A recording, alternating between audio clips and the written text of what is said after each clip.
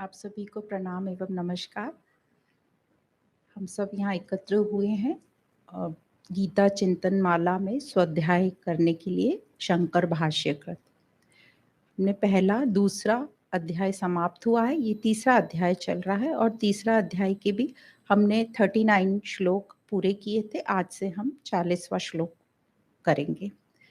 तो जो हमने पिछले 1-2 क्लास में किया कर्म योग, मतलब जो अर्जुन ने कृष्ण से पूछा कि तुम मुझे कर्म में क्यों लगा रहे हो, तो उसके उपलक्ष्य में आंसर दे रहे हैं। कृष्ण आंसर दे रहे हैं कि तू कर्म कर, कर्म से तो किसी को भी छुटकारा नहीं मिल सकता। कर्म करना तो सबको अनिवार्य है और तू यज्ञ की तरह कर्म कर। कैसे कर्म करना है? यज्ञ की कर्म कर निष्काम भाव से। ये तेरा कर्तव्य है, तो तू अपने कर्तव्य का पालन कर, युद्ध कर। अपने लिए नहीं तो प्रजा के लिए कर, धर्म के लिए कर और एक अच्छा आदर्श स्थापित कर, ताकि आने वाली पीढ़ियां तुझे देख के प्रोत्साहित हों। और आगे कृष्ण बोलते हैं, निराशा निर्मम विगत ज्वर होके कर्म कर, मतलब अकर्ता बनकर, अहंकार को छोड़कर, मतलब मैं मेरा छोड़कर, और आशा छोड़कर, मतलब फल क्या मिलेगा इसका, फिर जो भी फल मिले तुझे ये तू कर, ये तेरा स्वधर्म है, तेरा कर्तव्य है। फिर अर्जुन और कृष्ण से पूछते हैं कि ये कौन है, ये जो जबरदस्ती हमसे पाप करा लेता है? हमको पता है ये गलत है, फिर भी कौन है जो पाप करा लेता है? तो इसके उपलक्ष्य में दुर्योधन के भी कुछ शास्त्रों में है कि मैं जानता हूँ धर्म क्या है, मैं जानता हूँ अधर्म क्या है, फिर भी मैं धर्म में नहीं चल पाता, मैं अधर्म कर बैठता हूँ। तो कौन है ये मेरे अंदर देव? उसने कौन नहीं पूछा, उसने बोला कोई देव है मेरे अंदर, दुर्योधन बोल रहा है, जो मेरे से ये सब करवा लेता है। तो उसी को अर्जुन यहाँ पूछ रहे हैं, कौन है हमारे अंदर जो जबरदस्ती ये पाप करा लेता है? हमें पता है ये हमारे लिए गलत है। तो इस प्रकार लास्ट क्लास में कृष्ण ने आंसर दिया। जब अर्जुन पूछते ये राक्षस कौन है जो हम सबको ये जबरदस्ती बलवान पूर्वक पाप करा देता है, तो कृष्ण ने उसका आंसर बिल्कुल सरल शब्दों में दिया कि ये कामना ही है जो महापापी है और इसी का नाश करना है। तो राग, द्वेष, क्रोध, लोभ, मोह ये सब कामना के ही रूप हैं और ये कामना जो है ज्ञानियों की वैरी है, मतलब ज्ञानियों की दुश्मन है ये कामना। क्यों? क्योंकि ज्ञानी जन विवेकपूर्ण है और ज्ञानी जन अच्छे से जानते हैं कि ये जो काम है, ये हमारे विवेक को जागृत नहीं होने दे रहा, मुझे परमात्मा की तरफ नहीं जाने दे रहा। इसलिए ज्ञानी जन अपना विवेक जागृत करके इस बैरी जो कामना है उसका नाश करते हैं। इसलिए ये जो कामना है ज्ञानी जनों की दुश्मन या वैरी बताई है। तो आगे जो अर्जुन की कामना है पूछने की कि ये मन की शांति और संतोष जिसने हर ली है, ये जो कामना, इसको पहचाना कैसे जाए, ये कि ये कहाँ रहती है, इसको कैसे समझें हम और त्यागें। तो इसी को आगे अब भगवान बताएंगे कि इस कामना का घर क्या है, निवास स्थान क्या है, मतलब कहाँ हमको किसी को अटैक करना हो तो हमें पता होना चाहिए ना वो कहाँ रहता है, कहाँ वास करता है। तो अब आगे कृष्ण बताएंगे कि ये कामना कहाँ निवास करती है। तो जैसे हम सबकी कैसे कामना रहती है और हम गलत-गलत चीज़ समझ लेते हैं, तो उसी के उपलक्ष्य में एक दृष्टांत है। एक बार एक ज़मींदार रहता है, जिसको बड़ा ही अहंकार रहता है अपने ऊपर। थोड़ा ज्ञानी भी था, तो और ज़्यादा अहंकार कि मुझे तो सब आता है और बहुत धन-धान की उसके पास भगवान की कृपा थी।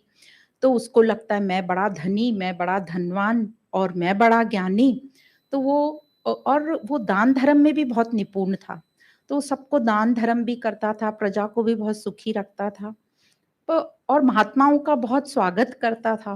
तो उसको लगता था कि कोई भी मेरे एक प्रश्न का तो उत्तर दे ही नहीं सकता। तो इस प्रकार मैं महात्माओं को भी नीचा दिखा के और मेरा वर्चस्व कर लूँ। तो वो पूछता, सब जो भी महात्मा उसके यहाँ आते, उनकी बहुत आओ-भगत करता, उनको रखता, उनके सत्संग करवाता और सबसे एक क्वेश्चन बोल पूछता, अच्छा आप तो मुझे ना बस परमात्मा से मिला दो। और हर महात्मा अपने-अपने हिसाब से उन्हें उत्तर देके जाते। एक बार उनको तो कॉन्फिडेंस था कि कोई ये मेरे को मिलाएगा ही नहीं परमात्मा से, तो बस यही पूछते रहते सबसे, और अपने आप को और अहंकार या और अच्छा समझ कि मैं सबसे ज़्यादा ज्ञानी। एक बार एक महात्मा वहाँ पर आए और इन्होंने यही पूछा ज़मींदार ने कि भाई मुझे तो आप सिर्फ़ एक काम करिए, मुझे परमात्मा से मिलवा दीजिए। तो वो महात्मा भी बड़े होशियार थे, उन्होंने कहा ठीक है, चलो मिलवा देते हैं। और ये सुन के ये जो ज़मींदार थे ये थोड़े-से हकपका गए कि अरे! ये तो सच में मिला रहा है, तो थोड़ा-सा चुप हो गए। तो महात्मा जी ने पूछा, "क्या हुआ, नहीं मिलना? आप तैयार नहीं हो मिलने के लिए?" तो ये जो ज़मींदार थे कैसे मना कर, "नहीं, नहीं, मैं बिल्कुल तैयार हूँ, चलिए।" तो वो जो महात्मा जी बोलते हैं, "हम मिलवा देंगे पर एक शर्त है।" शर्त क्या है कि आप यदि परमात्मा से मिलना चाहते हो, तो आपके जो सारे पुण्य हैं, वो खत्म हो जाएँगे। अब ये ज़मींदार सोचने लगा कि मेरे इतने पुण्य नष्ट हो जाएँगे, मतलब खत्म हो जाएँगे परमात्मा से मिलने पर, कीमत तो चुकानी है ना, परमात्मा से मिलना है तो पुण्य तो देने पड़ेंगे। तो ये बड़े सोच विचार में पड़ गया कि इतनी बरसों की कमाई मेरी पुण्याई 1 सेकंड में परमात्मा से मिलने पर क्षीण हो जाएगी। तो वो बोलता है नहीं भाई, मुझे तो नहीं मिलना परमात्मा से, क्योंकि मुझे अपनी पुण्याइयों को सँभाल के रखना है, क्योंकि इसी पुण्याई से तो मैं आगे का सुख भोग कर पाऊँगा। तो ये उसकी सोच थी, मतलब ये हमारी भी सोच है कि हम अपनी कामनाओं को ज़िंदा रखना चाहते हैं, ताकि हम इन सुख भोगों को भोग लें। अब यही ज़मींदार हमको आज के सत्र में आगे मिलेंगे, फिर हम इनकी फिर से बात करेंगे। तो अभी हम चलते हैं श्लोक नंबर 40 से। इन्द्रियाणि मनोबुद्धि अस्याधिष्ठानमुच्यते एतैर्विमोहयत्येष ज्ञानमावृत्य देहिनम्। तो जो इसका शाब्दिक मीनिंग है हिंदी में कि इंद्रियां, मन और बुद्धि इसके निवास स्थान कहे जाते हैं। तो एक लाइन में भगवान ने आंसर दे दिया कि इस कामना का निवास स्थान क्या है, इंद्रिया, मन और बुद्धि। यह काम इनके द्वारा ही ज्ञान को ढककर देह अभिमानी पुरुष को मोहित करता है। देह अभिमानी मतलब जीवात्मा, हम सबको मोहित करता है। तो ये काम जो है विवेक को, मतलब ज्ञान को ढक देता है और हमें मोहित करता है। तो इसको यदि हम समझें, तो भगवान ये कहना चाह रहे हैं कि यदि इंद्रियों पे नियंत्रण नहीं हो, तो ये इंद्रियां जो हैं, कामना जो है, कामना के लिए प्रथम स्थान है, प्रथम उपयुक्त स्थान है। इसके पहले विषय पदार्थ होंगे, तो विषय पदार्थ, क्योंकि इंद्रियां कैसे जागृत होंगी, विषयों को देख के, तो विषय पदार्थ पहला और इंद्रियां दूसरा स्थान है। तो इंद्रियों के माध्यम से ही जो विषय हैं हमारे मन में अंदर चले जाते हैं, रस, रूप, गंध, स्पर्श, शब्द, इनके माध्यम से, इंद्रियों के माध्यम से, और फिर मन में वो सुख दुख लेने लगते हैं। तो ये विषय हुए पहले स्थान, दूसरा हुआ इंद्री, तीसरा हुआ मन, और जो चौथा स्थान है उसको बुद्धि कहा गया है, क्योंकि सभी विषयों के भोग की जो यादें हैं, आसक्तियां हैं, वो सब बुद्धि में निवास करती हैं। तो बुद्धि को चौथा स्थान बताया गया। और पांचवा स्थान किसको बताते हैं? पांचवा स्थान बताते हैं अहम को, जो कौन है, हमारा माना हुआ गलत मैं, अहम हुआ, मतलब अशुद्ध, जो कर्ता हम बोलते हैं। तो एक्चुअली तो वो हमारा, हमने रियल को जानते ही नहीं है, हमने गलत जड़ को पकड़ लिया और उसको मैं कह रहा हूँ। तो जो माना हुआ अहम है, जो कर्ता बनता फिरता है, जिससे हम करते, मैं करता हूँ, मैं ये करता हूँ, तो ये पांचवा स्थान है। तो ये 5 स्थानों में दिख बुद्धि, और ये 5 स्थानों में दिखने पर भी काम का जो वास्तव में माना हुआ डेरा कौन-सा है? अहम। ये सबसे ऊपर हुआ अहम। तो ये अहम में ही रहता है। पर 5 स्थानों में दिखाई देने के कारण ये सभी काम स्थान माने जाते हैं, निवास स्थान। पर हम ये भी जानते हैं कि हमारे जो ये शरीर के सभी कार्य जो हैं, मन, इंद्रियां, ये सब इन्हीं से होते हैं, बुद्धि से, ये सब कर्म के साधन हैं। अब इनमें तो काम रहता है, हमें दिखाई भी देता है। तो जब इनमें काम रहता है, तो इनमें परमार्थ कैसे आएगा? तो अब प्रॉब्लम ये है कि ये सब निवास स्थान पे काम ने अपना डेरा जमा के रखा है, तो परमार्थ कर्म कैसा होगा?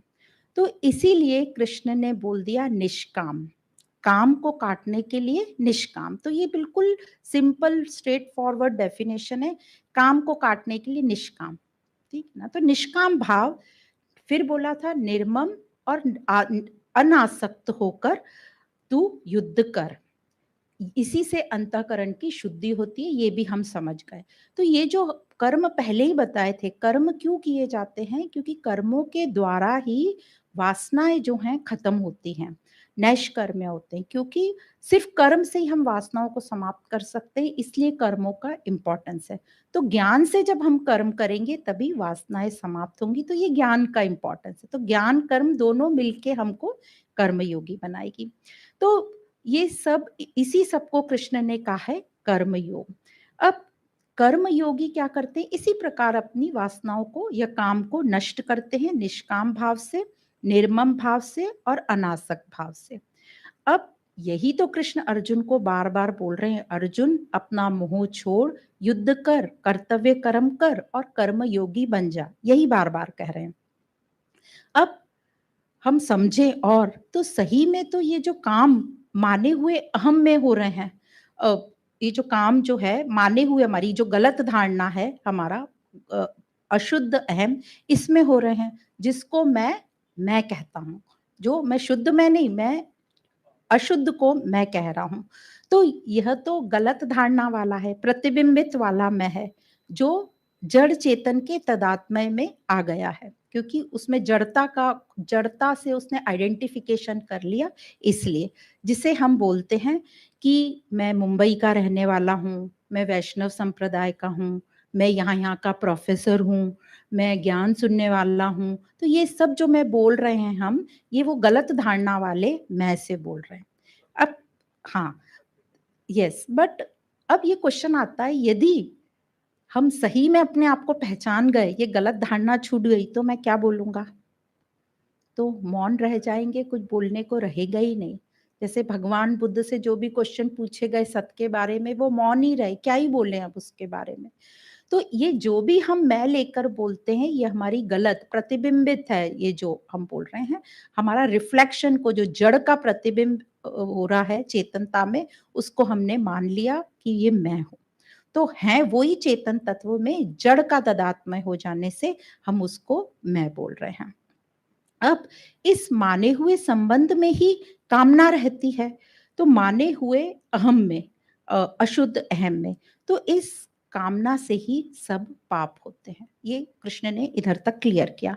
अब पाप तो फल हैं, तो फल तो खत्म होते जाएँगे, पर नए भी बनते जाएँगे, क्योंकि कामनाएँ चलती आ रही हैं, तो नए-नए पाप भी होते रहेंगे और कामनाओं के द्वारा नए-नए पाप पैदा भी होते रहेंगे, क्योंकि अहम भी जिंदा है और कामना भी जिंदा है। ये दोनों जिंदा हैं, इसलिए नए-नए पाप होते जाएँगे और मिटते जाएँगे। तो कामना अभी हमारी दूर नहीं हो रही है। अब महात्मा लोग कहते हैं कि ये जो कामना है, यही एकमात्र हमारा बंधन है। अब ये अच्छे से समझना, हमारी शुरुआत ही हुई है गलत धारणा से, तो सब कुछ गलत-गलत ही होगा और ये गलत यही बंधन के कारण है। एक्चुअली तो देखा जाए तो बंधन कुछ है ही नहीं, ये सब भ्रम मात्र ही हमको भ्रमित करता जा रहा है। तो महात्मा लोगों का कहना है कि ये जो कामना है, यही बंधन का कारण है जो जीव को बांधे रखता है। तो जो काम से छूटेगा, वही बंधन मुक्त होगा। पर कामना जो है, वो क्या कर रही है? कामना के ही कारण हम करने लायक कर्तव्य कर नहीं रहे और जो नहीं करने चाहिए वही करते फिर रहे हैं। तो जैसे हमने जाना कि कामना पूरी ना होने पर, हमने लास्ट क्लास में पढ़ा था, क्या होता है? कामना पूरी नहीं हुई, जिसने भी आड़े आया तो हमें क्रोध आने लगता है और कामना पूरी हो जाए तो क्या होता है? लोभ आता है। तो क्रोध आया, लोभ आया और लोभ पूरी हो जाए और लोभ आता है और वो लोभ काय में कन्वर्ट हो जाता है? मोह में। तो ये रजोगुण से शुरू हुई कामना तमोगुण तक आ जाती है, इतनी हमारी गिरावट हो जाती है। तो ये तमोगुण से रजोगुण से तमोगुण की भी यात्रा हमें पता ही नहीं चलती कब हो जाती है और हम बोलते हैं कि हमको तो बड़ा प्रेम है, पर वो मोह है। प्रेम को तो अभी तक हम ठीक प्रकार से जान ही नहीं पाए हैं। तो कामना उत्पन्न होते ही मनुष्य जो है इंद्रियों से भोग, सुख सब लेने लगता है। तो कामना सबसे पहले इंद्रियों को खींचती है और इंद्रियों के बाद इंद्रियां भी मिलकर, कामना और इंद्रियां मिलके मन को खींचती हैं, और फिर इंद्रियां, मन और कामना ये सब मिलके बुद्धि को खींचते हैं। तो इस प्रकार ये कामना सबको अपनी तरफ खींच लेती, उसका इतना पावरफुल अट्रैक्शन होता है कि वो सबको खींच लेती, क्योंकि हमारी अभी परमार्थ की कामना इतनी स्ट्रांग नहीं हुई है, और मैक्सिमम टाइम हम लौकिक दुनिया में रहते हैं, व्यवहार में रहते हैं, इसलिए कामना स्ट्रांग होती गई। अब इस प्रकार ये जो कामना है, देह अभिमानियों के ज्ञान को ढक कर रखती है, उसे मोहित कर देती है, और इसलिए जो मनुष्य की इतनी गिरावट हो जाती है, इतना पतन हो जाता है। जैसे वही एग्जाम्पल याद आता है, एक बॉल को ऊपर सीढ़ियों से फेंको तो कैसे फटाफट नीचे टपाटप करके गिर जाती है, हम पकड़ ही नहीं पाते। उसी प्रकार जो है ये हमारे मनुष्य की गिरावट हो जाती है। तो कहते हैं ना, यदि मालिक ठीक नहीं है तो क्या होगा, जो नौकर होंगे, नीचे के सेवाधारी होंगे, वो भी अपना अपना फायदा उठाएंगे। तो उसी प्रकार हम जो है, हमारा मालिक अभी गलत बैठा हुआ है, गलत बैठा है, तो जो नीचे के सब सेवाधारियां हैं, इंद्रियां जो भी हैं, ये सब अपने अपने हिसाब से चल रही हैं, कोई किसी का कहना नहीं सुन रहा, क्योंकि मालिक को ही अभी अंडरस्टैंडिंग नहीं है कुछ। तो कहते हैं अब ये मालिक को सही करने की क्या प्रक्रिया है, तो उसका एक ही इलाज है, अपने आप को कृष्ण तत्व से जोड़ो। कृष्ण तत्व मतलब अपना तत्व स्वयं से, ब्रह्म से जोड़ो। तो मालिक मतलब जो हम, अपने आप को चलाने वाला। हाँ, अभी तो हम गलत मैं, अहम से चल रहे हैं ना, गलत धारणा कर ली हमने, जड़ता को मैं मान लिया, तो हम काय से चल रहे हैं, मन बुद्धि से चल रहे हैं। हम बोलते भी ना, वो करो जो तुम्हारा मन है, और अभी हमें पता है हमारा मन ही पूरा दूषित है, अभी हमारा मन तो शुद्ध मन है ही नहीं। तो अभी हमने कभी अपने आप को मन को मालिक बना लेते हैं, और कभी बुद्धिवत तक ऐसे बैठे तो अपने बुद्धि को मालिक बना लेते हैं। नो, हम मन बुद्धि को मालिक बनाए फिरते हैं, वो ठीक है, बट हमारा मन बुद्धि तो अभी शुद्ध है ही नहीं, अशुद्ध है। तो ये जीव जो भी मालिक बना बैठा है मेरे अंदर, जिसको मैं कहती हूँ, वो क्या है, गलत है, सही नहीं है ना। अभी तो हम रिफ्लेक्शन कल की क्लास में लिया था बहुत डिटेल में, कि जो चेतनता में रिफ्लेक्शन हो रहा है ना, हमने उसको मैं मान, बुद्धि ने उसको मैं मान लिया, कि बुद्धि सोच रही मैं हूँ, वो मैं हूँ, अहंकार जिसको बोलते हैं, हम अहंकार से चल रहे हैं। तो अहंकार शब्द यूज किया जाता है, यहाँ हम अहम वृत्ति यूज कर रहे हैं, तो हमने उसको अहम कर लिया। तो ये अहम अशुद्ध अहम है ना, ये चेतनता अभी अशुद्ध है, अभी ये शुद्ध नहीं हुई। जब ये पूरी शुद्ध हो जाएगी तो हम इसको आत्मा बोलेंगे, या शुद्ध अहम, या परम भी बोलते, अहम से परम तक जाने की विधि।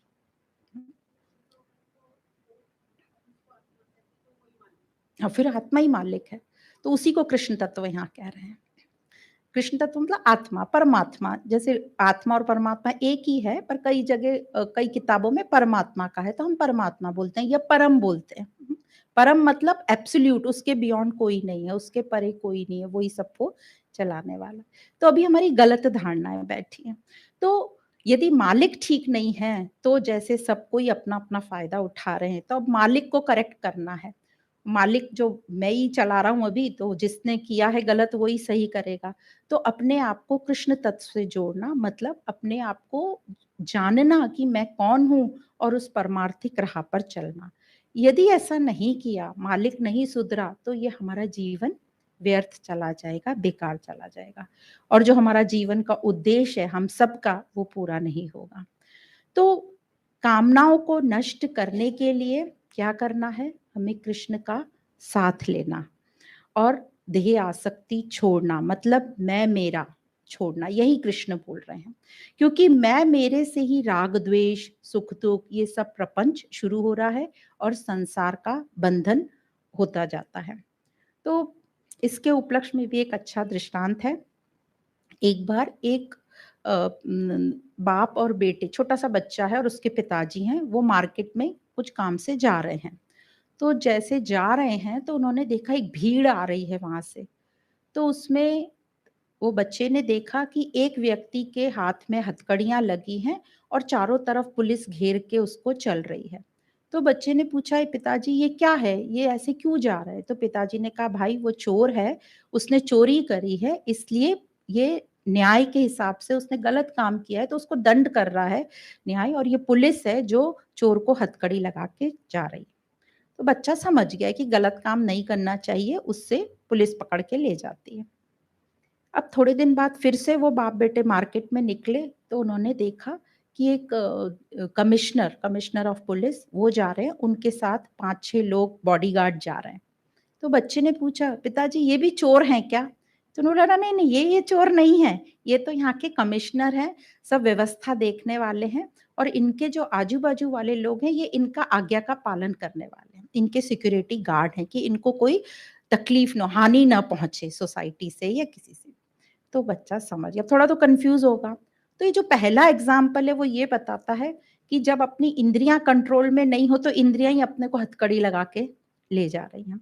और दूसरे एग्जाम्पल में जब इंद्रियां अपनी कंट्रोल हो, आप मालिक बन गए असली वाले, तो वो सब आपकी रक्षा करती हैं कि आपको कोई चोट नहीं पहुंचे और आप सुरक्षित रहें।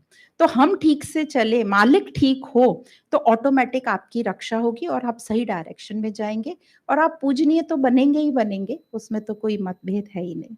तो इस प्रकार ये दृष्टांत हमें समझाता है कि कैसे मालिक को सही होना ज़रूरी है, नहीं तो इंद्रियां अपने-अपने हिसाब से चलती रहेंगी और हम कभी भी सही राह पर, सही अपने गंतव्य स्थान पर नहीं पहुँचेंगे।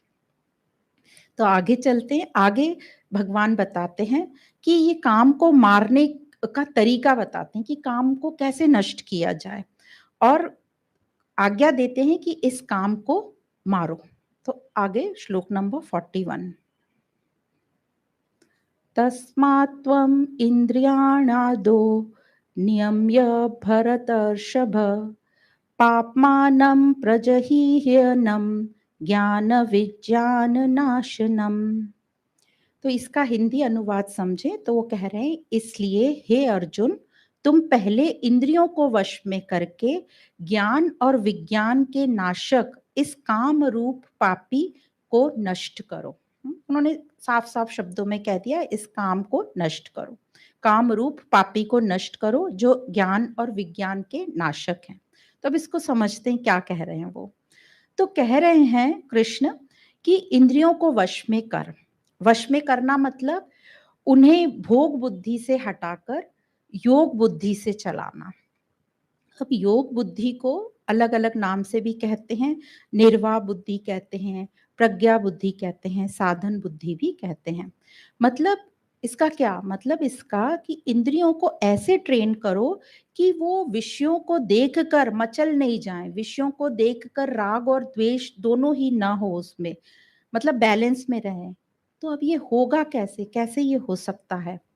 तो इसका तरीका महात्मा लोग बोलते हैं, शास्त्रों का ज्ञान लो, गुरु वाक्यों को समझो, क्योंकि शास्त्रों में ही बताया है कि कर्तव्य क्या है और कर्तव्य का पालन ही हमारा स्वधर्म है और अकर्तव्य का त्याग ही हमारा धर्म है। उसी को करने से आप आगे बढ़ोगे और इंद्रियां वश में रहेंगी। कैसे इंद्रियां वश में रहेंगी? जैसे हमने 2 एक क्लास पहले समझा था कि हम सब में वश में करने का, त्याग करने का क्षमता है, कैपेसिटी है। हमें लगता है कि हमसे त्याग नहीं होगा, पर मौका आने पे हम सब त्याग कर सकते हैं। कैसे? जैसे जब हम स्कूल कॉलेज में होते हैं, हमारी परीक्षा होती है और हमारे घर वाले बोलते हैं इस कार्यक्रम में चलो या मूवी चलो, तो हम क्या बोलते हैं, आज नहीं, ये एग्जाम हो जाए बाद में। मतलब हमने उस टाइम अपनी इंद्रियों को वश में कर लिया। आज भी यदि हम देखें, हमारा कोई इम्पोर्टेंट प्रोग्राम है, तो हम दूसरे मनोरंजन एंटरटेनमेंट में नहीं जाते, हम सोचते हैं ये हो जाए ना फिर करेंगे। इसका मतलब हम सब में इंद्रियों को वश में करने की और त्याग करने की कैपेसिटी है, पर हम उसको पहचानते नहीं है और हम अपने आप को बहुत अंडर एस्टिमेट करते हैं कि हमसे नहीं होगा। तो इसलिए ये शास्त्र हमको बताते हैं कि क्या कर्तव्य है और क्या अकर्तव्य है। तो जब हमें कर्तव्य बहुत ज़रूरी लगेंगे, और कर्तव्य ज़रूरी है, चाहे आपको पसंद हो, चाहे नहीं पसंद हो। इसलिए पहले भी बोलते आ रहे हैं, जो कर्तव्य है, उसमें तो आपको जान डालनी है, तो अच्छे से ही करो वो काम, ये तुम्हारा स्वधर्म है। तो कर्तव्य तो करना ही है और ये शास्त्र बहुत अच्छे से हमें क्या कर्तव्य, क्या हमारा कर्तव्य नहीं बता देते हैं। पर क्यों हम शास्त्र में देखें कि कर्तव्य क्या है? क्यों शास्त्री क्यों देखें? तो और कोई अल्टरनेटिव है क्या हमारे पास? तो लोग बोलते हैं, हम बड़े लोगों से पूछ लेंगे, संसार में पूछ लेंगे। तो शास्त्रों के अलावा जो भी हमारे पास है दूसरा अल्टरनेटिव, वो क्या है? लौकिक, संसारिक है। तो आइडियली अब संसार से आप ओपिनियन लेने जाओगे, तो संसार क्या कहेगा? अब संसार में सबसे पहले आपका परिवार आ गया, परिवार, दोस्त लोग, संबंधी, क्या बोलेंगे? जैसे ही आपकी उम्र 25 की हुई, तो बोलेंगे भाई ब्याह करो, उम्र जा रही है, ब्याह करो, उसमें आपको लगाएँगे। और गलती से आपका ब्याह हो गया, तो फैमिली करो, मतलब ये सब संसार वाले ये बताएँगे। फिर फैमिली हो गई अध्यात्म के हिसाब से तो वैसे ही, ये सब गलत नहीं है, पर ये एक जो प्रोसीजर चला आ रहा है कि हमसे करवाते हैं और हम भी बिना सोचे-समझे करते हैं। अभी बहुत अच्छे से बताया जाता है कि जब तब जैसे यदि हमने मनुस्मृति पढ़ी हो और 4 आश्रम ठीक से पढ़े हों, तो जो ब्रह्मचर्य आश्रम है 25 साल की उम्र बताते हैं ना, 100 साल की उम्र लेके 25 ब्रह्मचर्य। तो क्या उसमें लिखा है आखिरी में कि यदि ब्रह्मचर्य वाला वो पूरा मतलब अपनी पूरी शिक्षा ग्रहण करके नहीं आया है, तो वो गृहस्थ के लिए तैयार नहीं है। है ना? कई लोग ब्रह्मचर्य मतलब आधा एजुकेशन छोड़ के आ जाते हैं, तो वो एक उसको लायक कैंडिडेट कभी मत समझना गृहस्थ आश्रम के लिए। तो वहाँ कही हुई है कि 25 साल तक तो आपका ब्रह्मचर्य आश्रम है ही और वो पूरा करने आने के बाद ही आप गृहस्थ के लिए तैयार होंगे।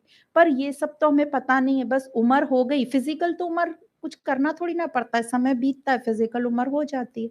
भले ही आपको अंदर ज्ञान हो या ना हो, कि ये क्या मतलब है शादी का, क्यों गृहस्थ आश्रम में भेज रहे हैं, आगे कैसे होने वाला है, ये सब तो किसी को नहीं पता होता है। आजकल फिर भी थोड़ा बहुत पता होने लगा लोगों को। तो आपको संसार कहने का मतलब आप संसार से पूछोगे, तो संसार आपको क्या बोलेगा, अच्छी नौकरी करो, अच्छा पैसा कमाओ और घर बना लो अपना, अच्छा फ्लैट खरीद लो, विवाह कर लो, फिर बच्चे कर लो, फिर बच्चों को अच्छे स्कूल में अभी से दाखिला शुरू कर दो, फिर उनको सब क्लासेस कराओ, फिर अपना जॉब छोड़ के बच्चों के ऊपर ध्यान दो। तो इस तरीके से संसार आपको इन सब में डालेगा। उसके बाद क्या कहेगा, आप थोड़े बड़े हो जाओगे कि आप सोशल हो थोड़ा, लोगों से मिलो-जुलो, लोगों आपने पहचानना चाहिए लोग आपको, आपका समाज में स्टेटस होना चाहिए। फिर और रोटरी जॉइन कर लो, लायंस जॉइन कर लो, इस तरीके से आपको समाज बताएगा। अब देखो ये सब कोई भी बुरी बात नहीं है, ये बुरे के लिए नहीं बोल रहे हैं, पर समाज और शास्त्रों में फ़र्क बता रहे हैं। शास्त्र आपको बताएगा आपका कर्तव्य क्या है, आपके इस जीवन का उद्देश्य क्या है और परम तत्व आप स्वयं कौन हो ये बताएगा। पर समाज कभी भी आपको तत्व को नहीं जनवाएगा, वो आपको लौकिक इसमें रखेगा। तो रहो लौकिक इसमें, पर उससे कनेक्टेड रहो, शास्त्रों से कनेक्टेड रहो। परमात्मा का परिचय जानो कि कौन है परमात्मा। तो हम सब और मैं स्वयं क्या हूँ, क्या नहीं हूँ मैं। तो इसलिए शास्त्रों का महत्व है। तो शास्त्रों को, गुरु वाक्यों को इसलिए बोलते हैं इन पे श्रद्धा रखो कि ये आपको सही तत्व, आपका सही डेस्टिनेशन का रास्ता बताएँगे। और इसीलिए लोग अपने-अपने घरों में भगवान की मूर्तियाँ रखते हैं या ऐसे बड़े पूजनीय लोगों के चित्र रखते हैं। इसलिए सुबह पूजा नियम भगवान के नाम का एक रूटीन नियम बना दिया है क्योंकि क्यों बनाया है? क्योंकि दिन भर तो हम लौकिक कार्य में रहेंगे, तो कम से कम सुबह उठते से हम उसको याद कर लें, तो थोड़ा बहुत हमें याद रहे। पर हम वो 1 आध घंटा करते हैं, फिर दिन के 12 घंटे हम लौकिक कार्य में आ जाते हैं, इसलिए हमारे मन पे वो कामना ने बहुत जम के डेरा जमा रखा है। अब जो बता रहे हैं कि ये संध्या आरती करते हैं ताकि दिन में फिर रात में हमें भगवान का याद रहे ताकि हम अपने उद्देश्य को याद रहें। पर अब क्या हो गया है ये सब भी बहुत ही मैकेनिकल हो गया है। लोग सिर्फ़ दिया जलाना है, बत्ती जलाना है उस लिए कर देते हैं और बहुत उसमें रीत-रिवाज जोड़ दिए हैं और जो सही लक्ष्य है वो चला गया है, दूर चला गया। तो जो मनुष्य है, वो सबसे पहले इंद्रियों के विषय में ही फँसता है और वैसे ही उसी से फिर कामना पैदा होती है, उन विषयों की। फिर कामना के साथ-साथ मनुष्य कर्म करता रहता है और पूरी तरह इंद्रियों के वश में आ जाता है और यही है उसका गिरावट और पतन। पर इंद्रियों को यदि वो वश में कर ले, मतलब निष्काम पूर्वक कर्म करे, तो उसका कल्याण हो सकता है। अब कैसे वश में करें इन इंद्रियों को क्वेश्चन ये आता है क्योंकि ये इंद्रियां जो हैं ये तो सब विवेक जो है ये तो सब ढका हुआ है जैसे कि इस श्लोक में बोला कि विवेक और ज्ञान से ही ये हम आगे बढ़ सकते हैं। और इस श्लोक में बोला कि ज्ञान विज्ञान 2 जो शब्द आए हैं, ज्ञान का मतलब विवेक और विज्ञान का मतलब यहाँ इस श्लोक में तत्व ज्ञान या आत्मज्ञान। अब ये दोनों ही कामना से ढके हुए हैं। ढके तो हुए हैं, फिर भी जैसे आत्मज्ञान है, ये तो बहुत कम लोगों को ही पता होता है, साधारण लोगों को तो पता नहीं होता आत्मज्ञान के बारे में। पर विवेक तो हर किसी का थोड़ा बहुत जागृत रहता ही है कि क्या ठीक है, क्या गलत है, क्या पाप है, क्या पुण्य है। तो ये विवेक थोड़ा बहुत जागृत होने के बाद भी ये विवेक जो ढका हुआ है कामना से, ये कामना विवेक को जो हमें थोड़ा बहुत पता है उसको भी उजागर नहीं होने देती, तो आत्मज्ञान तो बहुत ही दूर की बात है। तो भगवान यही कह रहे हैं कि ये जो विवेक को तू जितना कुशाग्र करेगा, उतना कामना दूर होती जाएगी, क्योंकि विवेक से तुझे समझ जाएगा कि सत्य क्या है, असत क्या है। तो यह जो काम है विवेक और आत्मज्ञान को जो ढक कर रखा है, ये उसको ढक कर रखा है मतलब एक्चुअली ऐसा नहीं होता कि कपड़ा कुछ डाल दिया और वो नहीं, एक्चुअली उसको प्रकट नहीं होने दे रहा। उसका इतना बोलबाला है कामना का कि ये हमारे विवेक को, यह ज्ञान को प्रकट नहीं होने दे रहा। तो इसी को इस श्लोक में ज्ञान विज्ञान का नाश करने वाला महापापी काम कहा गया है। तो ज्ञान विज्ञान हमको समझ गया, ज्ञान मतलब यहाँ विवेक बोला है और विज्ञान मतलब आत्मज्ञान, और नाश मतलब प्रकट नहीं होने देना, महापापी ये काम है। तो कृष्ण ने कहा ऐसा है कि इंद्रियों को वश में करके इस महापापी काम को जो ज्ञान विज्ञान को ढके हुए है उसे बलपूर्वक मार डालो, ऐसा कहा है। ऐसी कृष्ण की आज्ञा है, वो कहते हैं ऐसा मेरा मत है। तो कामना छूट जाए, तो संसार में ऐसा देखा गया है कि कई बार कामना छोड़ने के लिए कि हमारी कामना छूट जाए, लोग क्या करते हैं, कहते हैं कि ये संसार से चले मतलब दूर चले जाते हैं, घर बाहर से जंगल में चले जाते हैं या सन्यास ले लेते हैं ताकि हम इन कामना वाली चीजों से दूर हो जाएं। तो अच्छी बात है, ये चीज सपोर्ट भी करती है, पर क्या होता है वो यहाँ के जो विषय छोड़ के जाते हैं ना, वहां जाके नए विषय बना लेते हैं।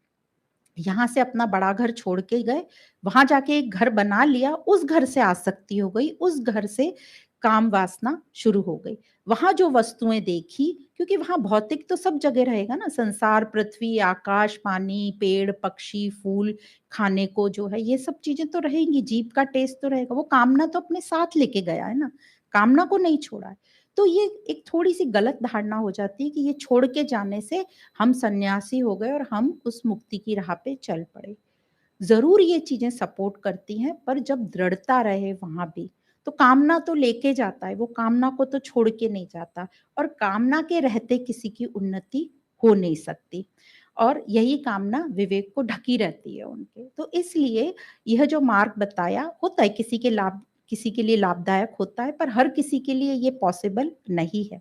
तो कृष्ण कहते हैं जहां बैठो वहां पे ही ये काम करो, बस अपनी कामना को कैसे नष्ट करना है वो आगे बताएंगे, इंद्रियों को वश में करके यहीं पर प्रैक्टिस करो, यहाँ से हमें बाहर जाने की कहीं जरूरत नहीं है।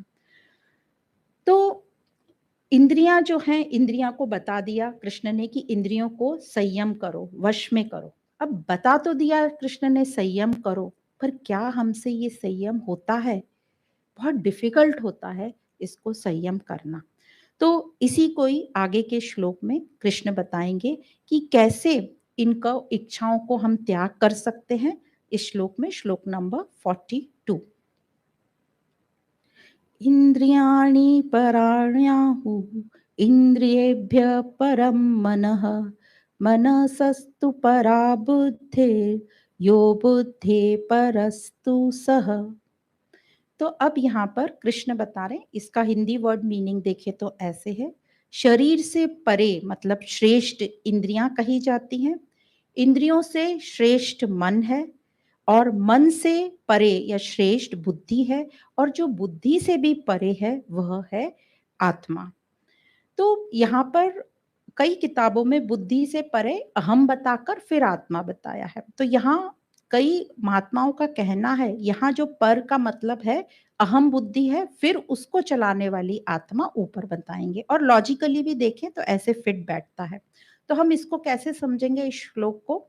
तो सबसे पहले बोला शरीर विषयों से इंद्रियां परे पर हैं, मतलब क्योंकि जो इंद्रियां हैं ये विषयों को जानती हैं पर विषय इंद्रियों को नहीं जानते।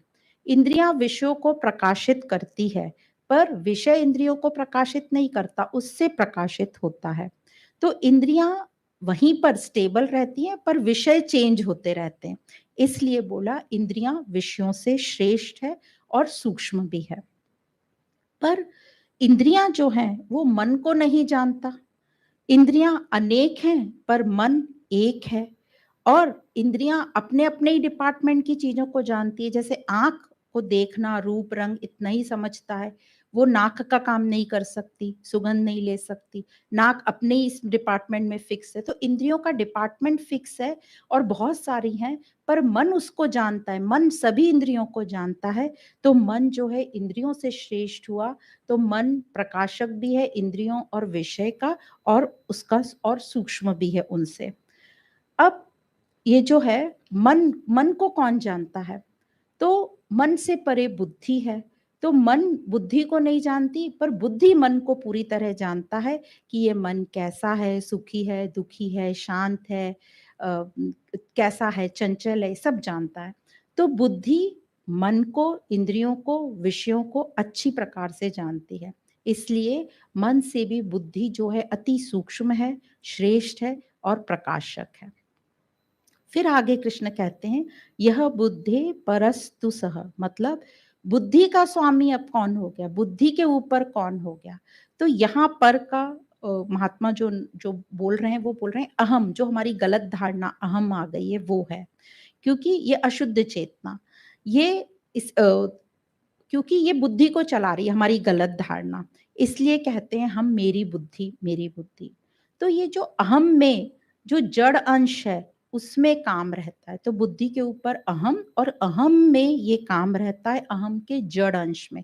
अहम में दोनों अंश हैं, चेतना भी है और जड़ भी है, और जड़ में वो काम रहता है।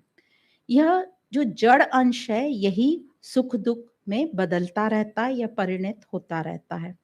तो अहम तक जो अभी तक हमने पढ़ा, विषयों से लेके अहम तक सब प्रकृति है। अब अहम से भी परे परम है, परमात्मा, जो इन सब का प्रकाशक भी है, सबका आश्रय भी है और अति सूक्ष्म है और सबसे श्रेष्ठ है। तो इसी प्रकार का जो, जैसे अभी कृष्ण ने बताया कि विषय, इंद्रियां, मन, बुद्धि, अहम और सबसे ऊपर परमात्मा या आत्मा, इसी प्रकार का एक श्लोक आता है केन उपनिषद में, जो शिष्य गुरु से पूछता है ये कानों का कान कौन है, ये चक्षु का, आंखों का आंख कौन है, ये प्राणों का प्राण कौन है? तो शिष्य गुरु उसके उपलक्ष्य में आंसर देते हैं श्रोत्रस्य श्रोत्रम मनसो मनो, ये वाला। तो गुरु आंसर देते हैं ये मन का भी मन कौन है वो, ये प्राणों का भी प्राण कौन है वो।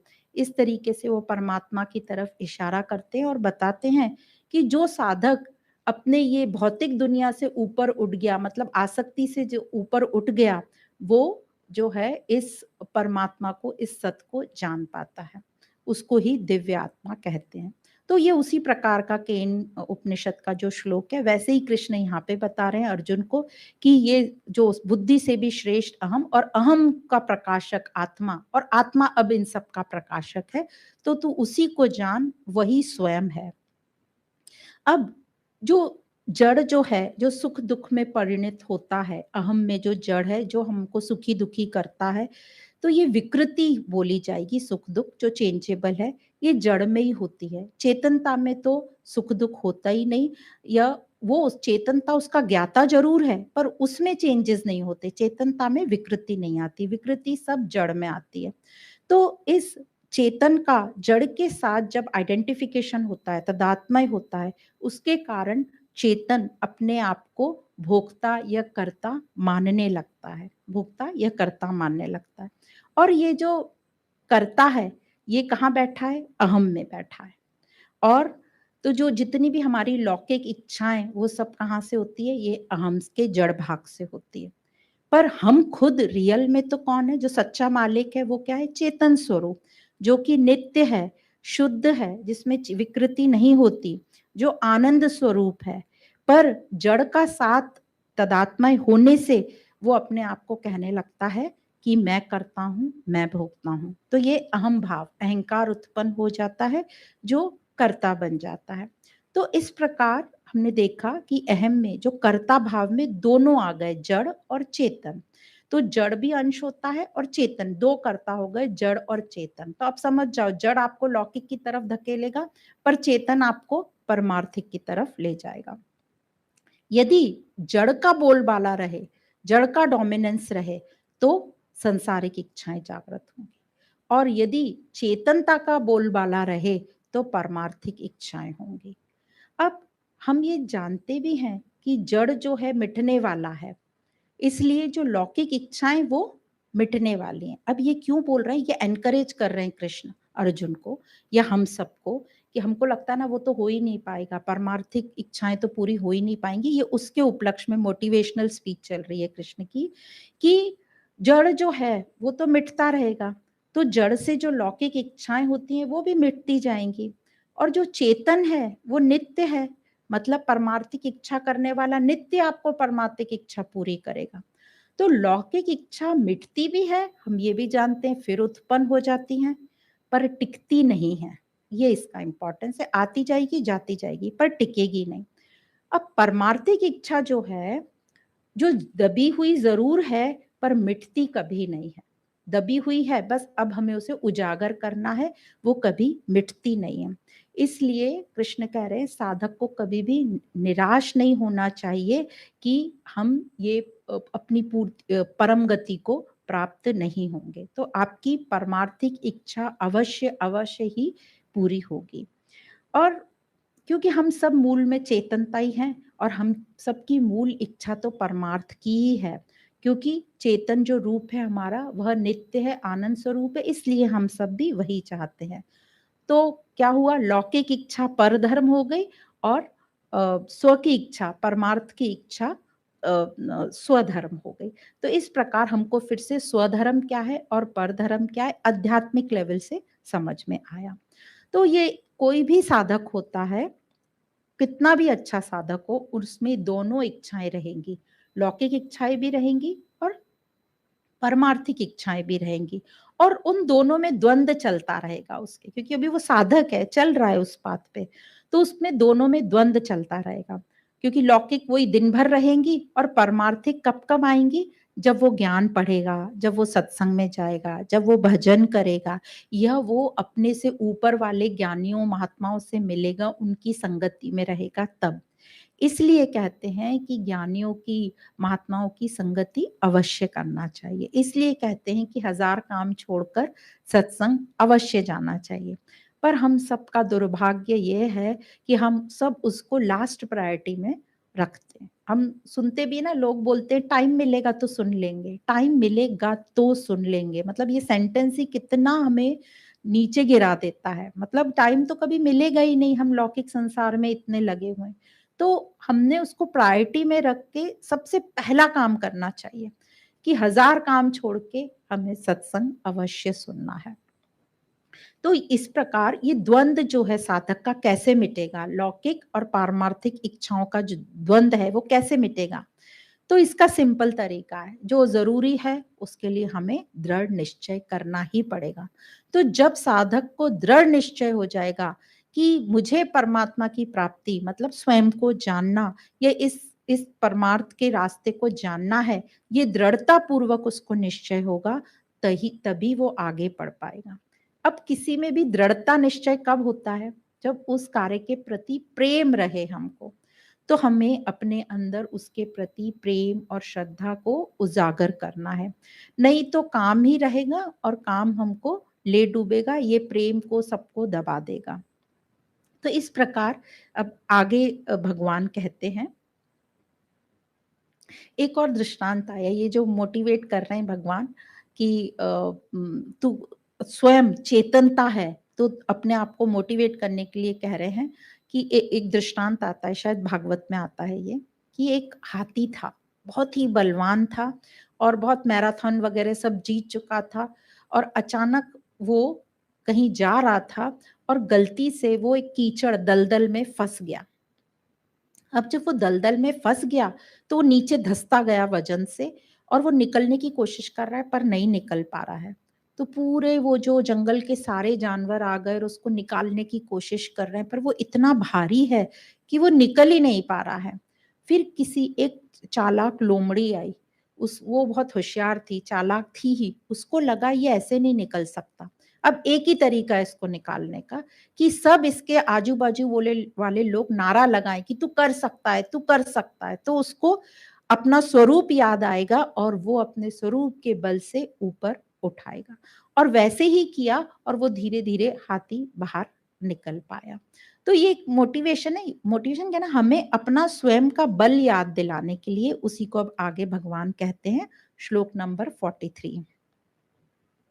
एवं बुद्धिर्परं बुद्ध्वा संसत्तभ्या आत्मन आत्मना जहि शत्रुं महाबाहो कामरूपं दुरासदम्। तो यहाँ भगवान कह रहे हैं, यदि शब्द अनुवाद देखें हिंदी में तो कह रहे हैं, इस प्रकार बुद्धि से परे काम को जान और उसके परे अपने द्वारा आत्म स्वरूप को जान और अपने द्वारा अपने आप को वश में करके हे माँ भाहो तू इस काम रूप दुर्जय दुर्जय शत्रु को मार डालो। तो यहाँ भगवान कह रहे हैं बुद्धि से परे जो अहम में रहने वाला काम है उसको मारने के लिए कह रहे हैं, उसको मारने का उपाय बता रहे हैं यहाँ। अब उपाय उन्होंने सीधा सच्चा उपाय दे दिया। अब कई लोग ये सुनने आते हैं कि अरे यहाँ उपाय पता चल जाएगा तो आज से मेरा जीवन बदल जाएगा। पर जो उपाय है वो समझना है हमें। तो भगवान बोल रहे हैं अपने द्वारा अपने आप को वश में करना, मतलब अपना संबंध केवल अपने शुद्ध स्वरूप के साथ रखना, मतलब भगवान के साथ रखना, कृष्ण तत्व के साथ रखना जो परम है। तो छठे अध्याय में भी इसी तरीके का श्लोक आएगा, उदरेत आत्मना आत्मना, मतलब अपने आप को ही आप अपने से लिफ्ट कर सकते हो, कोई दूसरा आपको ज्यादा लिफ्ट करेगा नहीं। तो अपने आप को ऊपर उठाओ। तो स्वरूप से, जैसे हम सब जानते हैं कि स्वरूप से हम आत्मा हैं और आत्मा अति बलवान है, अनंत है। और ये जो शरीर, मन, बुद्धि ये तो सब क्या है, संसार का अंश है। जब हम स्वयं ही परम रूप हैं और पर हम परम रूप से दूर होते जा रहे हैं। क्यों दूर होते जा रहे हैं? क्योंकि हम प्रकृति में रमते जा रहे हैं। और कामनाओं की पूर्ति तो हो नहीं रही हमारी, पर हम वहीं रम रहे हैं। तो पूर्ति भी नहीं हो रही है, हमारा उद्देश्य भी पूरा नहीं हो रहा है इन कामनाओं से, तो इन कामनाओं को मारना या नष्ट करना तो आवश्यक है। तो जैसे ये हम कामनाओं के दलदल में फँसते जा रहे हैं, जैसे वो हाथी दलदल में फँस गया, वही हमारी स्थिति है। तो यहाँ भगवान कह रहे हैं स्वयं को जोड़ो अपने आप से, या बोल रहे हैं भगवान की तरफ, परम की तरफ दृष्टि करो अपनी। तो यही वो भगवान मोटिवेट करके हाथी को स्वयं का बल बताया और उसको बाहर निकाला। वही ये भगवान हमको बता रहे हैं कि स्वयं स्वयं को जानो, तुम्हारा स्वयं बहुत ही बलवान है, नित्य है, और अपने आप को अपने आप से वश में करके बाहर निकलो। तो भगवान का ये मत है कि जिसने संसार से अपना संबंध जोड़ा है, वही संसार से अपना संबंध विच्छेद कराएगा। तो कहते हैं ना, उसी की दवा, उसी वही चीज़ जिससे बीमारी हुई है, उसी से वैक्सीन बनता है। तो उसी प्रकार भगवान यहाँ कह रहे हैं कि जो तूने अपने आप का संबंध गलत जोड़ा है, तो अब तू ही इस गलत को सही कर। इसलिए भगवान ने अपने द्वारा ही संसार से अपना संबंध विच्छेद करके काम को मारने की आज्ञा दी है। तो अपने द्वारा अपने आप को वश में करो। तो इसके लिए हमें कोई शरीर, इंद्रियां, किसी की बुद्धि की, किसी की जरूरत नहीं है, बल्कि संसार का त्याग करने के लिए अपने आप से अच्छा कोई नहीं हो सकता। बस उसके लिए परमार्थ की इच्छा होना जरूरी है। ये बहुत उपयोगी है कि मेरा उद्देश्य क्या है ये मुझे पता रहे। यदि मुझे मेरा उद्देश्य पता रहेगा तो मैं वो यात्रा ठीक प्रकार से कर पाऊंगी। जैसे हमको कहीं जाना भी होता है लौकिक दुनिया में, तो हमें पता तो रहे कि हम जा कहाँ रहे हैं, तभी तो हम वहाँ की टिकट लेंगे, वहाँ की बस, ट्रेन या फ्लाइट पकड़। आपको पता ही नहीं है तो कोई संसार तो आपको घुमा-घुमा के वहीं लाके रख देगा। तो हमें पता होना चाहिए हमारा उद्देश्य क्या है। तो परमार्थिक इच्छा बहुत ही उपयोगी है।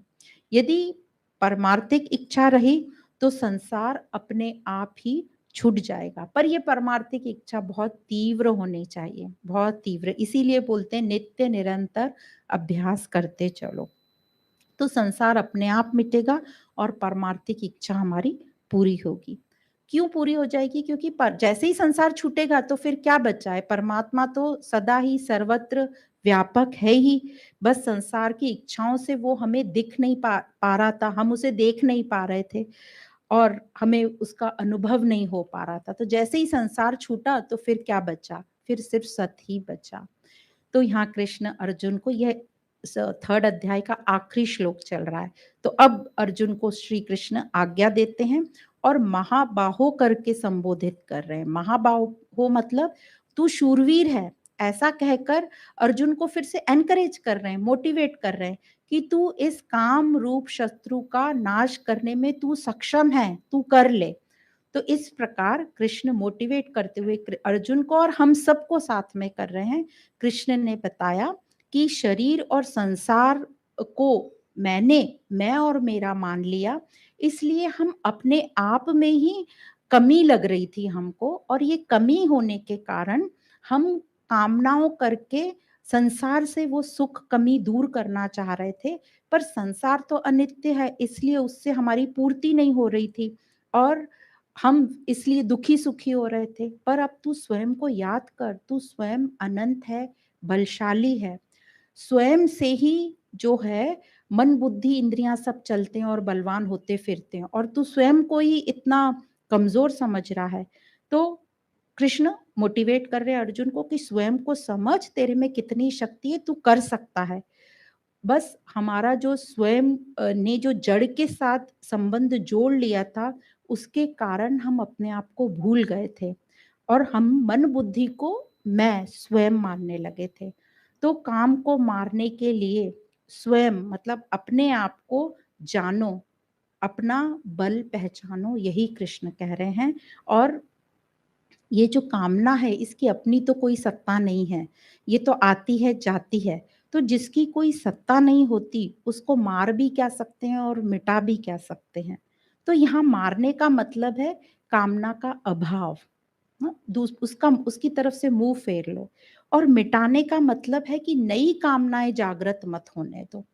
तो यही कृष्ण कह रहे हैं, इस जो अहम जो तूने गलती से जिसको मैं मान लिया है अहम, इसको तू इस ज्ञान से समझ, अपने आप से ही समझ, अपनी ताकत समझ और इस अहम से तू परम तक जा सकता है, परमात्मा तक पहुंच सकता है। तो यहाँ तक कृष्ण ने अहम से परम तक की हमको यात्रा बताई और यही यात्रा जो है यही सही में तीर्थ यात्रा है, बाकी सब तो प्रपंच है या स्थूल यात्रा है। तो आज ये अध्याय शुरू करने के पहले ये 43 नंबर का लास्ट श्लोक था थर्ड अध्याय का। यहाँ ऐसा आज्ञा देख के श्री कृष्ण इस अध्याय को यहाँ समाप्त करते हैं। तो जो हमने ये आज सत्र शुरू किया था तो शुरू में जो जमींदार का एक किस्सा सुनाया था जो अपने पुण्य क्षीण नहीं करना चाहता था, अब ये ज्ञान सुनकर ये जमींदार जो है ये फिर से वो महात्मा के पास पहुंचा और बोला कि मैं अपनी पुण्य सब देना चाहता हूँ, अब तुम मुझे परमात्मा से मिला दो। तो वो महात्मा कहता है ठीक है, मैं तुम्हें परमात्मा से मिलाऊंगा, पर फिर से फीस तो देनी पड़ेगी ना, कुछ तो देना पड़ेगा मिलने के लिए। फ्री में तो मिलेगा नहीं, आराम से तो मिलेगा नहीं, मेहनत भी चाहिए और त्याग भी चाहिए। चलो कोई बात नहीं, तू सिर्फ अपना परिचय मुझे लिख के दे दे कि तेरा परिचय क्या है, तो मैं परमात्मा तक तेरी चिट्ठी पहुंचाता हूँ, अंदर विजिटिंग कार्ड देता हूँ। तो उसने बोला लिखो, मैं गांव का सबसे बड़ा जिम्मेदार हूँ।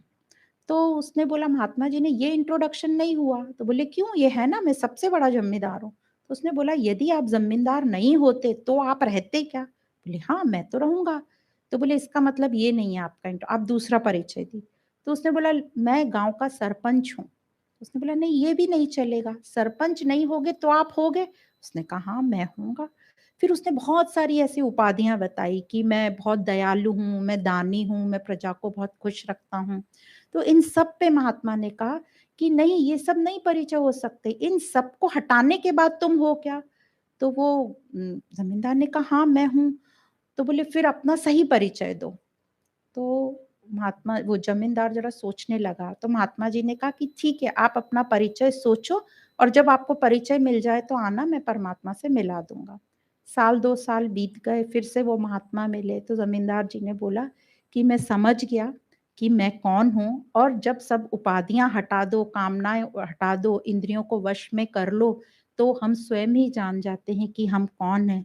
फिर हमें परमात्मा से मिलने जाने की कहीं ज़रूरत नहीं पड़ती। तो इस प्रकार उस ज़मींदार को खुद का परिचय, स्वयं का परिचय मिला। तो इस प्रकार ये जो अध्याय है यहाँ पे समाप्त होता है। आज हमने 4 श्लोक लिए, तीसरे अध्याय कर्म योग के 40वें श्लोक में हमने बताया कि भगवान ने बताया कि इंद्रिय, मन, बुद्धि, काम जो है इसका निवास स्थान क्या है? तो इंद्रियाँ, मन, बुद्धि काम का निवास स्थान है और ये जो काम है इसने विवेक को ढक कर रखा है। 41 नंबर के श्लोक में बताया कि अर्जुन इंद्रियों को वश में कर इस काम को मार। 42 नंबर के श्लोक में बताया इच्छा का त्याग कैसे करना है, मतलब ये इंद्रियां, मन, बुद्धि ये पूरे इनकी सीक्वेंस को जान लो कि सबसे नीचे कौन है? विषय, फिर इंद्रियां, फिर मन, फिर बुद्धि, फिर अहम और सबके ऊपर परमात्मा वो परम है, उसको स्वयं को जान और अपने आप से अपने आप को वश में कर।